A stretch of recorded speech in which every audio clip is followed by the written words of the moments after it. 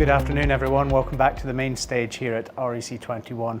I hope you enjoyed the breakout sessions earlier on and had a chance to do some networking, visit the exhibitor stands. They're all there all day. Get involved in every session via the chat. Some great chat going on today. And I think particularly in these sessions where we have panels, great to take questions from you on the floor. I can see it just here in front of me. So while I'm talking to our next panel, we'll be able to dig into to what's on your mind as you hear from them. Now, so far today, we've heard from leaders in our industry and we've dived into some critical issues for recruitment and staffing firms across the UK. But I promised you this morning that we'd do some provocation as well. We've got a fantastic panel to help us do that mostly from outside the industry, because we've got three cracking guests to offer us some challenge, and I felt a little bit outnumbered, so I invited a recruiter on to hold our corner with me while we're doing that. So if we can bring our panel on Meeting the Future Challenge up now. And it's great to see you all. Good afternoon. We've got Claire Chapman, who's been HRD of some of our biggest firms in the UK, a doyen of the FTSE boardroom and currently chair of ACAS. Ali Hannon, who's done some fantastic work in the creative sector around diversity and inclusion and is looking at our sector more and more now in recruitment and staffing.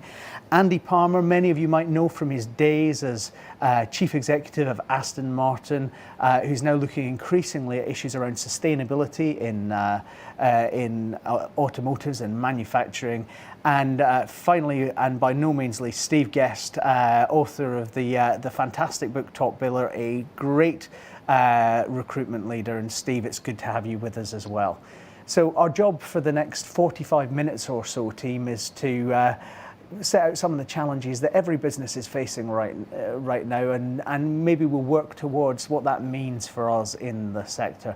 But Claire, I wanted to start with you. So welcome to REC21, and ask a little bit about what's on the minds of Britain's boardrooms right now when it comes to people and talent as we emerge from what's been a really challenging year into something that feels a bit different to what's been before. Thanks, Neil. Well, firstly, thank you very much for the invite to join you today. I may not be a recruiter, but I'm a huge fan of the sector and have been on the board of Hydrick and Struggles for a number of years. So I really do know the value that recruiters bring to decision making in the boardroom. But to your point, three things that I'm seeing over the last 15 months or so that are different in terms of what's going on in the boardroom. And the first thing is really the significant speeding up in the embracing of digital, of automation, of technologies. And to a certain extent, no surprise, we've all had to learn quickly about how to deal with issues of physical proximity with sharp surges in demand. But and at one level, it's not new news. I mean, I've certainly been into big distribution centres where there's robots, indeed, into retail as well. But the real difference is I think we're now seeing a boom across multiple sectors, whether it be financial services as they try and process huge spikes in loans to small businesses, or even in the travel sector where they've got to process loads of refunds. And we saw it in ACAS too, where calls went from about 3,500 a day to 15,000 in a day, big surges in demand. And I think that has got significant implications for you as a sector. You know, how well are you doing at preparing for what I think is going to be an acceleration that continues? And I think a lot of the job growth is predicted to be in higher wage occupations. And for a while, that's going to lead to some real supply and demand gaps as the labour market develops and adapts. So what are you doing to really bring insight into where the lead players are in some of those changes? Second thing I'm seeing is bursts of bold innovation and much more speedy decision making as we faced what are probably the deepest economic challenges since World War II. And I mean, as consumers, we've all seen a lot of our behaviour, whether it's buying or leisure or healthcare, increasingly going online. And companies are having to adapt operating models very quickly to keep up. And so changes in ways of working are becoming everyone's business. And I'm glad to see there's been an uptick in productivity too. And there will be a dividend produced from that, that it's really important that gets invested back into workforce development. And again, I think that's very, very significant implications for you as recruiters. I mean, the predictions are that 2/3 of the UK workforce could lack digital skills by 2030. And great companies like the Nationwide Building Society are doing a lot to get ahead of this. I think they've just invested £1 billion, or are investing £1 billion in the technical development for their people. So question number 2 for you is, what are you doing as a sector to anticipate what operating model shifts and changes in skills are going to be needed? And then finally, Neil, the other thing I'm seeing and feeling very significantly in boardrooms is the fact that the safeguarding of lives and livelihoods has shot up the agenda. I think many employers have built up equity with their people, and certainly the trust index shows that we've had an increase in trust in employers for the first time in many, many years. And I think in a lot of boardrooms, we're realizing it's important that we don't squander that. And I've seen an increase in lots of people matter, and focus on a lot of people matters, not just safety, but now increasingly well-being, and also a lot of the issues around sustainability, like the skills agenda, like engagement. And for me, recruiters are often the most insightful at around what are you hearing people that are leaving saying, and what are you hearing people who are joining wanting? To what extent are you feeding that deep insight back into the companies you work with? So Neil, I think this is a moment of significant shift, and it's a moment, I think, for you guys as recruiters to really play the part. Claire, that's fantastic. Maybe just one little bit of follow-up on that before we move on to the rest of the panel. I mean, clearly you were on the board at a search firm, and I think that true consultant nature is very common across search. How can we make sure that many of the people who are on the conference, who are maybe working with HR, internal talent teams, start to build that high trust advisory relationship? What works well from a client's perspective in terms of starting that conversation going? Well, I know as a client, it really isn't helpful to just do one transaction at a time. I much prefer partners that can help me look forward and look sort of beyond the headlights about what's coming next. So I think the big urge would be, don't get so caught up in the filling of the vacancy that you're not using your insight to say, oh, and by the way, these are 2 or 3 things that really matter in terms of next year. What can we do to partner? Fantastic, Claire. Thank you very much. Andy, I'll come to you next. I mean, you're steeped in British manufacturing, and I think a lot of us who've worked in the representative side for British business for many years have seen the great strengths that British manufacturing, particularly automotive, has. But it's a sector that's changing massively quickly as we move away from internal combustion after a 100-year run into new forms of technology and new skills. That whole decarbonisation battle is going to be huge across many sectors, but nowhere more so than in transportation. What are you? I know you've spent a lot of time since leaving Aston Martin thinking about this. What are you seeing as the big challenges to the sector, and what does it mean for the people strategy of our big automotive and engineering firms? Yes, thank you. So I'll speak from the perspective of what I know, which is automotive, but maybe it's also proxy for other, at least manufacturing industry. The sector started to change perhaps 10 years ago, 15 years ago, where you started to see the advent of zero emission strategies. For me, it was the advent of the Nissan Leaf, which I led. But you also started to see signs of move towards autonomous vehicles, move towards car sharing, and it's certainly a very heavy move towards connectivity. We're in 2021, we're probably at the epicenter of that change. And you can see almost all of the new car releases across the world right now are almost exclusively EV, for example. I would say that barely anybody is developing an internal combustion engine anymore. Maybe there are some fringe developments going on around hydrogen, but almost everybody is concentrated on this move towards electrification. Now, what does that mean? That means lots of things. First of all, you employ less people when you make an EV compared to an internal combustion engine. Secondly, you're moving people with skills in fluid systems and thermodynamics into needing people with skills with software and electronics. So you've got a change and shift in emphasis. The supply chain is changing dramatically. I think everybody probably knows that there's a huge shortage out there right now in chips, in silicon chips. That basically, if you go to a showroom today, if you want to order a bespoke car, you're probably going to have to wait 6 months for it. What's caused that? Of course, partially COVID and the drop-off of demand followed by the big hike, but also because automotive isn't very experienced in dealing with this new supply base. Historically, that's been for the smartphones of the world and not something for automotive. But a car today has around about 100 million lines of coding in it. It has significantly more lines of code than a Boeing 777, for example. So they're very different devices to what they were in the past.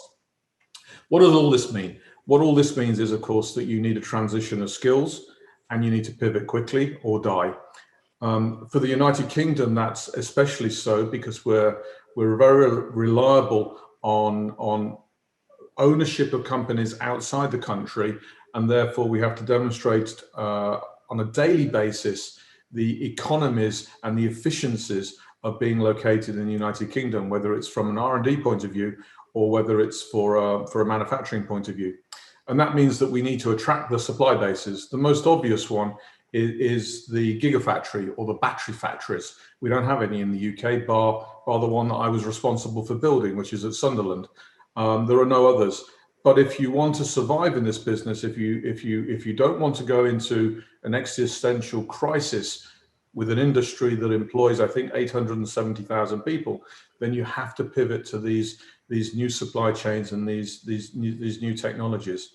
And that's the key, is basically we need to be training people coming out of school, coming out of university to have those skills. But that's not enough, of course. We also have to transition people who are in work today into the new skill base. So take your thermodynamic engineers and turn them into battery engineers. They're similar types of capabilities. We need to do that as basically as an industry, but also as a nation, if we want to keep auto making and probably other industries in the United Kingdom. Andy, that's fantastic. And I think that pivot and how we use the skills that we have effectively is really important. I think post-Brexit, we all need to be thinking about, what's our sales pitch to the world here in the UK. And one of the things that's always been a strength of the UK is that our labour market is flexible, that firms have the choice of whether they buy, whether they build, or whether they borrow the talent they need. Increasingly, in a tighter labour market going forward, we're going to need to do all three. So I think we'll return to that question of not just the pivot in the workforce that we have, but building the future workforce later on in the session. Ali, welcome to the panel. I think this is a natural place to turn to the question of inclusion, because one of the ways we build up the set of skills that Andy was just talking about is by making sure our processes are properly inclusive and that we're not fishing in the same pools that we always have. I mean, from my perspective, I think the last month or two, we've had a lot of talk across the industry about candidate shortage.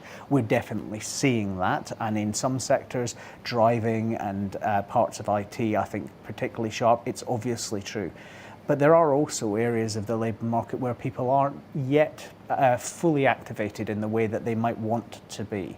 So do you think this is a bit of a moment for stepping up on inclusive hiring?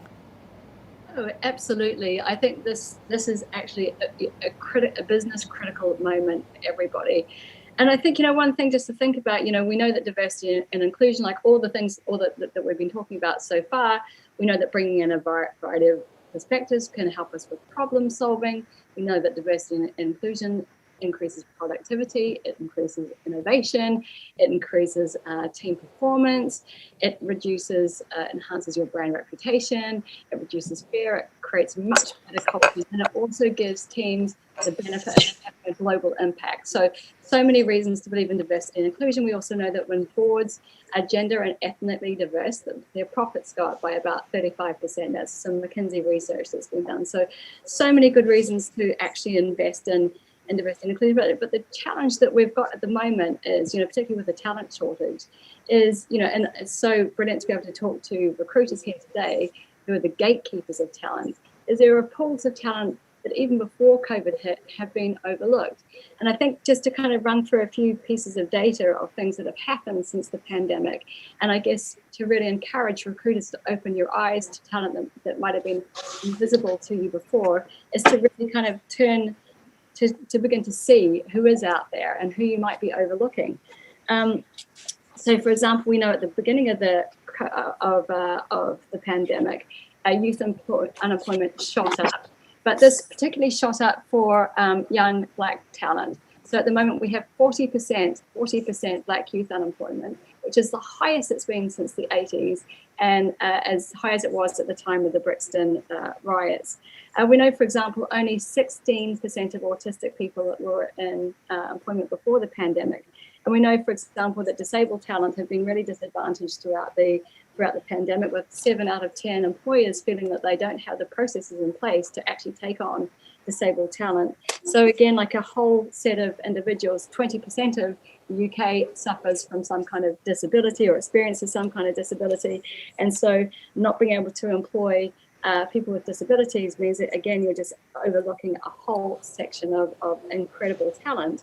Again, we know that women have really, suffered disproportionately during the pandemic. They have their jobs have been twice as likely to have been vulnerable as men's. And actually, a recent piece of research from the Lenin organization in partnership with McKinsey mentioned that 25% of women are considering leaving the workforce or going to more or slowing down their careers. So that actually equates to a $64 billion loss on the horizon. So if we can turn this around, get on the front foot for this now, we can really make active change. And I think specifically, who is lost out in terms of when we start looking at womanhood intersectionally, it's working mothers, it's Black women, it's women in senior leadership roles.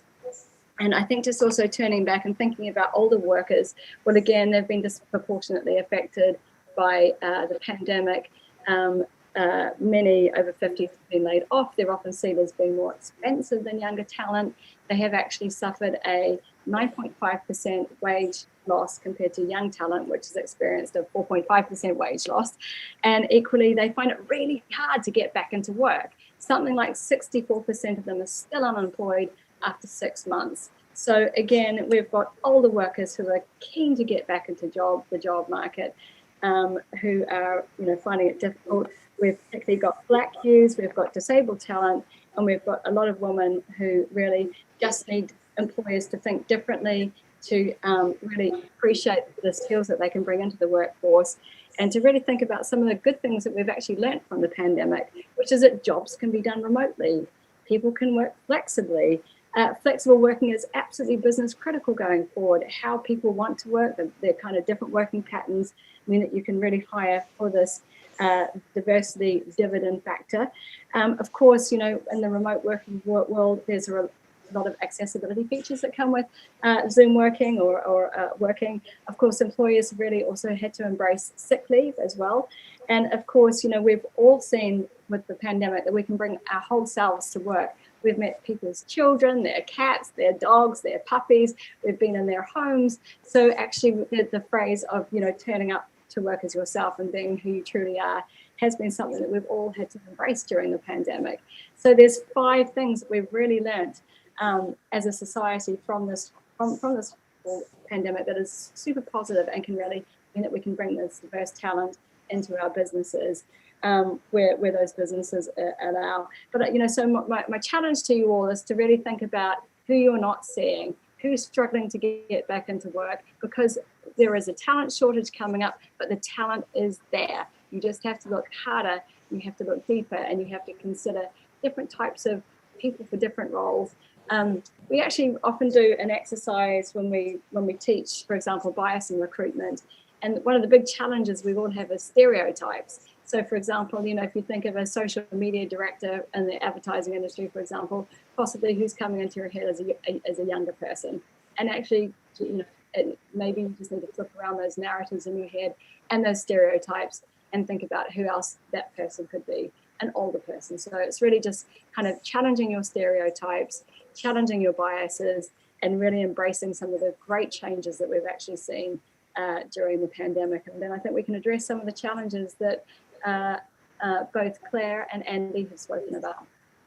Ali, thank you very much for that. I thought that was great. And I have to say, the only thing is, there's one little alarm going off in my head, and I reckon it's going off in the heads of lots of people who are on the conference today, which is, we've heard all this before from boardrooms, but really what they're going to do is squeeze the margin, and they won't like it when we challenge back. And I think there's a little bit of confidence for us in the sector to be, going to Claire's answer to my second question, to be that true consultant, to build the relationships. And I'm hearing more and more from REC members, because of the strength of the market just now, choosing which clients they want to work with, because what they're talking about on decarbonisation, on people engagement, on skills and on inclusion, they're walking the walk, not just talking the talk. And I think part of our job is to help the industry step up into that place. Claire, I'll come to you and then I'll come to Steve.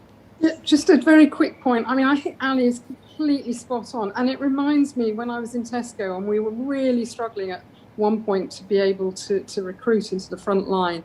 And it was a recruiter that said to me, go look to the long-term unemployed, teach them how to pass your interview. And what you will have is a whole well of hugely loyal employees. And I watched over the years, and what I found was where we made that work, they often made very good supervisors, because by goodness, they'd learnt the hard way. So again, I think it took a recruiter to spot a part of the market that we just weren't looking at and hadn't thought about helping people to pass our recruitment test. So really well said, Ali. Thanks, Claire. Steve, you've waited ever so patiently. So help me as a fellow recruiter to synthesize what we've heard here. And you've obviously done some fantastic work over the last year supporting recruiters, not just here in the UK, but around the world, and setting out a real sense of how we as a sector can make a difference. What are you thinking, having heard from our other three panelists about our sector and what success looks like from here? I think my first and most overwhelming thought from listening to all those talks then was, if you're listening to this as a recruiter, you've got to be excited by that. You've got to be excited by the conversations and the messages that are there, because wherever there's challenges, there's opportunity. And as a recruiter, I've spent the last 15 years promoting the fact that you've got to be consultative. And that goes in every single day that you recruit. It's about listening to your clients, your candidates. It's the understanding of your market. But actually, it's about understanding how you can add value. If you're immersing yourself in the industry and in the sectors that you recruit in, you're having lots of conversations from small companies to big global PLCs. And you get an overall understanding of where you can best sit and offer advice. You can drive change, you can differentiate. And I genuinely get excited by listening to these conversations, because you can sit there and you can understand the pain points. You can understand the areas that you can really create a distinct advantage as a recruiter. And that sets you aside from your competitors. And that's what we all strive for. It's about finding that edge, that 1% element that makes you the go-to person in the industry that we work in. And I think it covers all areas. I think if you offer that consultative service and you're the extension of the brands that you work for, you are naturally going to try and think, how can I solve these problems? How can I do it in the best way, in that it affects the end client, it affects the end candidate, but actually allows you to become that person that builds the long-term partnerships with the companies that you work for. And it is genuinely exciting. It's about setting out the parameters. So how can we find all these people that are needed in a set area? What can we do that we're not doing now to broaden that skill base? It's about offering back to clients what other companies that you're perhaps working with are doing, what they're doing to be the employer of choice, what candidates can do to be noticed more.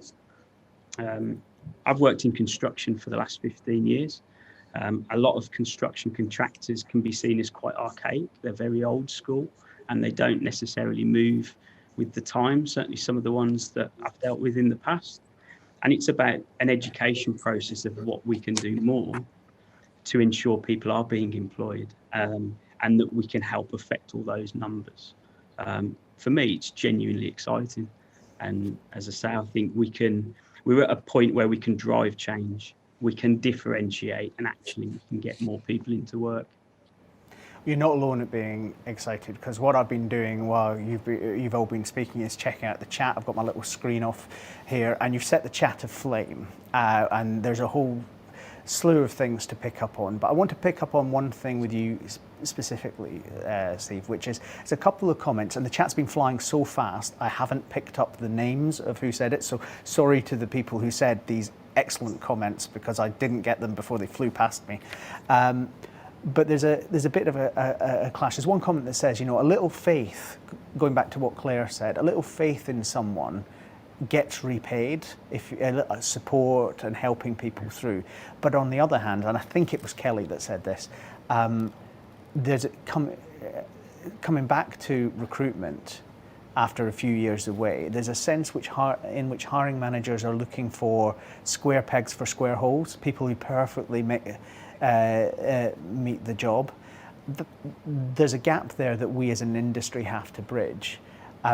Steve, what would your approach be with a client with a very rigid set of requirements, which would, for instance, lock out some of the people Ali was talking about? I mean, it's quite a common occurrence. If I think purely for construction, people that specialise in estimating or planning are very hard to come by.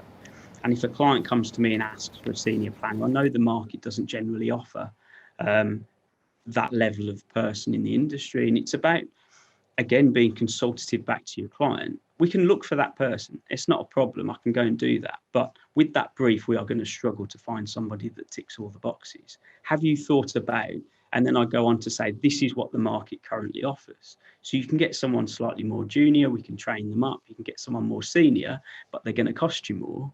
And it's some of the problems within recruitment a lot of the time. I think it's naturally within sales.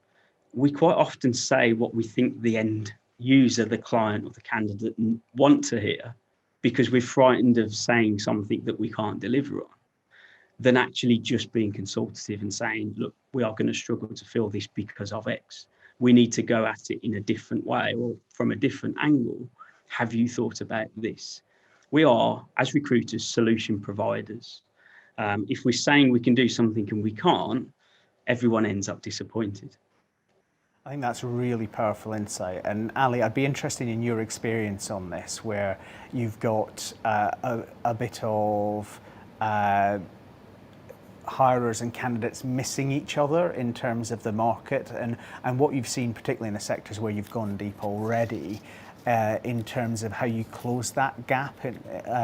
One of the things we talk a lot about here at the REC is just having trust in our professionalism as recruiters, and being willing to, as Steve says, absolutely take that conversation on. What have you seen that works well in terms of helping educate the client on what the other options might be? Yeah, I think the kind of diversity and inclusion conversation with clients is getting them to really think about who they're missing from their team in terms of those perspectives, and getting them to really think about, the reasons why they might be rejecting a candidate as well. So, for example, we run a comeback program for women coming up who've been on an extended career break. And one of the challenges, for example, that they face, particularly in the creative sector, is this idea that you're only as good as your last piece of work. or the last job that you had or held. And if that's 4 or 5 years ago, then you're outdated, irrelevant, all those kind of things. So really, but equally, in this world of talent shortage, particularly in the creative sector after Brexit, we've lost a lot of our great creative, European creative talent. Returners are a great way to hire back in because they are often senior, experienced. They've been through some incredible life experiences. They come back to the workplace with huge amounts of creativity and drive and passion, but it's really getting recruiters to obviously champion some of the things that they need, like perhaps flexible working, remote working, hybrid working, and to also have that conversation with employers, like they might have a gap on their CV, but this person's super talented, please give them some kind of skills-based test so that they can show you what they can do. So it's just really opening both sides of having that kind of open dialogue, both sides of challenging employers to take on different types of talent and taking what they might perceive to be a risk, and equally working with employers to help them understand what diversity and inclusion can bring to their business and what the benefit of having those valuable insights, perhaps those more mature lenses on work, from their perspective as well, so that they're building those inclusive teams that are ultimately higher performing and going to bring those commercial benefits with them as well. Ali, that's great, and I see a comment just in support of that from Sharon about recruiting on attitude and being willing to invest behind people. But for us as an industry, it's about confidence as well, isn't it? It's about the fact, in fact, Steve Ingham was talking about this in an earlier session, it's about the fact that the technology isn't going to do away with us. Everything we're describing here is why the human service that the industry delivers is absolutely vital going forward. I'm going to pick up on another theme from the chat with Claire and Andy. There's a great discussion going on between Clive and Gerard about trust, and absolutely agreeing, Claire, with your point that trust is vital, but also saying that trust probably isn't enough, talking about people need to see their future with the company. They need to feel a greater sense of alignment with what the company's trying to achieve at a time when there are lots of opportunities out there. And I thought it might be worth spending a minute or two just talking about how we hire on attitude, of course, but actually think about how we as the industry support clients to hire on purpose. I know you've done some excellent work on that in the past, and I think that sense of how the boardroom articulates what a company is for and what its offer to staff is seems to me to be equally important as making sure we're consistent and we're building trust. Claire, you're on mute. That won't be the last time I'm told that. I mean, I think we're increasingly seeing people making deliberate choices about who they work for. They want to know, what does the company stand for? To what extent do I believe in what they're doing? To what extent do I feel proud about the work that I'm doing? So I'm sure that's right. And I think going back to Steve's and Ali's last points, certainly it helps me when recruiters point out where diverse talent can actually help me realize my strategy and purpose. So I'm on the board of an engineering firm in the UK, and being innovative is critical for us to get competitive advantage. And to be innovative, we need to be bringing in those diverse skills. The recruiters that help me spot where that's possible are bringing in a significant insight. Another thing which I think is about your point about confidence, Neil, is it's not always just about filling jobs. It's about smart design. So there's a big retailer in the US, and to help them be purposeful and to help them retain staff but develop the skills of the future that Andy was talking about, they've put over $1 billion on the table so that as staff come in, they go through a development program that equips them to understand the operating model and what they need to get good at in order to progress within that firm. And again, my guess is it's recruiters that can provide that sort of insight. So I suppose my ad would be, Neil, that to be confident in helping a company be purposeful, it's not just about filling jobs, it's about helping them to do smart design on things they can do to both attract and retain the best people.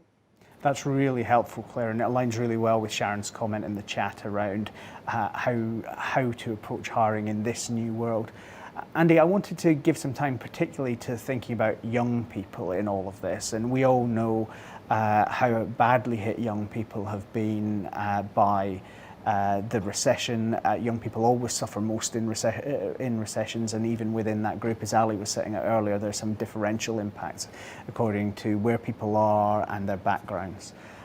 You've done a lot of work with your foundation looking at bringing young people into good, high-quality, skilled work. And I think from an REC perspective, we absolutely see the industry as advisors to clients on not just what you borrow from the temp agencies or what you buy from the permanent agencies, but also how we begin to help clients with what they build. What do you think is important from your experience in looking at the skills that we need to develop to meet the needs of the future automotive sector, which, as you pointed out earlier, is going to be heavily electrified? Thank you. Yeah. The Palmer Foundation is about taking disadvantaged kids, keeping them interested in STEM through their education times, taking them at 16, taking them into an apprenticeship, and essentially making them fit for business. The goal is by the age of 21, whether you came from inner city Coventry with a background that was difficult, or whether you went to Eton and Cambridge, that basically you're at the same start line. That's what the foundation seeks to do. I think it's important. I mean, if you think about it right now, we're coming out of a recession. We're coming out of a very difficult period of time. It's a seller's market in many cases. There are 653,000 vacancies in the UK right now. We're all chasing talent. And so what we have to do is we have to open up and widen the talent pool. We as employers have to be a little bit more open to what we're looking for. That means being able to take people and retrain them. And I think it also changes the way that recruiters approach. It's not simply a case of matching a CV to a job description. I think employers look for more from recruiters now to help fill those gaps. And the most important place for that to happen is with the youth, because ultimately that is our supply chain of human talent for the future. Really important that we get kids that have been furloughed, that have lost 2 years of their education, 2 years of their work experience. It's really important that we get them back on track, and that applies to their ethnic background, their gender background, and their wealth background. We need to really open up that net, and that really applies. Claire was talking about being in an engineering company. I can tell you that when you go into an engineering company's drawing office or CAD office, you'll see mostly white, middle-aged males. It's the supply of people that have come in. It's also the way that engineering companies tend to recruit, and it tends to be where the interest is. We're not going to fix that overnight, but it's really, really interesting or really, really important, especially with this change of industry, this pivot, that we encourage both in the immediate term and in the long term, that we open up that supply chain to, as I say, basically all levels of diversity. If we're going to have the talent in this country to basically have a thriving, innovative industrial sector. Thanks, Andy. I couldn't agree more with all of that, and I think it became fashionable about 20 years ago to talk down UK manufacturing, and I always like to point out that UK manufacturing always makes more than it ever did before. It's just become more efficient and more productive and more competitive over time. Now we're coming to the end of this session, unfortunately, which is a real shame because I think this has been a fantastic discussion. But at the top of the session, I said, you know, 3 of you are coming to us from outside the industry. Steve and I are here trying to synthesize all this for those of us who wear the recruitment badge. I think really important to say, if there's one thing the industry could do for you, what could recruitment do for you between now and if we had you back in 5 years' time? Steve, I'll let you think about what you're going to say. But Claire, what would be the one thing you'd look to the sector to really deliver to help Britain build back better? Well, so I think, Neil, the 3 things on my mind is we're reopening work. How do we be more flexible and safe? We're rebuilding workplaces. How do we do that? That develops is based on a new model of the labour market. And 3, we're reimagining companies, and I think much stronger role for people and purpose. And so my big ask is, given that those are the 3 things on the minds of someone in a boardroom, what can you do to help us to solve that? And it will require new thinking, and it will require confidence. We're trying to be bold. We're doing things in days and hours as opposed to months and years. So don't wait. Fantastic. And one of the things I often say to REC members is find out what your client's problem is, because it wasn't the one they had in March 2020. Ali, one challenge for the industry. 5 years' time, you had us back. What would have changed? So I'm going to go do 3 things, not one. But 1, you measure what you treasure. So I would say put a measurement system on diverse talent in with the employers that you work with, and then you can make sure that you're hiring in for diversity and measure them in for their diverse talent. Secondly, champion underrepresented talent. There's so much talent out there, they just don't get championed. So look at the groups that you're championing and who you're not championing. And the last thing I'd love you to do is to challenge your bias, because there is bias everywhere in the recruitment system. There is your own bias, there is the bias of hiring managers, the bias of organizations. So yeah, look at challenging bias everywhere. So in 5 years' time, it would be great to see all the stats that I read out before in terms of ageism, in terms of disability, in terms of women, in terms of Black, Asian, multi-ethnic talent. It'd be amazing to see all of that disappear and that everybody is equally hired. So that's my challenge, equal hiring. Fantastic. Thank you, Ali. Andy. In the same vein, I think I'd like the industry to, as I say, stop just coming with the perfect talent to the perfect problem. I think I look to the industry to challenge the boardrooms, to look at talent from a different perspective. Whether it's take youth when it's inexperienced but give it a chance, whether it's take more female into industry, more gender diversity, whatever it is, but also skill by skill. Basically, take people with a skill in a certain subject and propose those to the boardroom as a different way of fulfilling the same problem. I think that would be really useful. So helping the board look outside its normal perspective, widen its perspective, and give alternative talent a chance to shift, because it won't shift by itself. We all know that we're undereducated in digital. You're not going to find your perfect candidate. So help us find somebody that can be trained into being our perfect candidate. Thanks, Andy. And Steve, the final word. What would you like us to take away?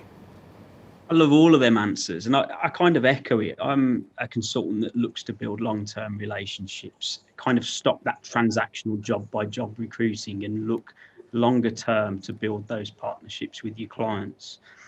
Be that consultant that drives change and differentiates. And if you do that, you'll take your clients with you because you're on a bigger mission. Fantastic. That's been a great session, and I speak for only myself, but I'm sure everyone in the audience feels the same. I've really enjoyed it. So thank you all for joining us this afternoon, and I'll see you all soon. And thank you to all of you for joining us for this session. Short break now for networking, and then our second round of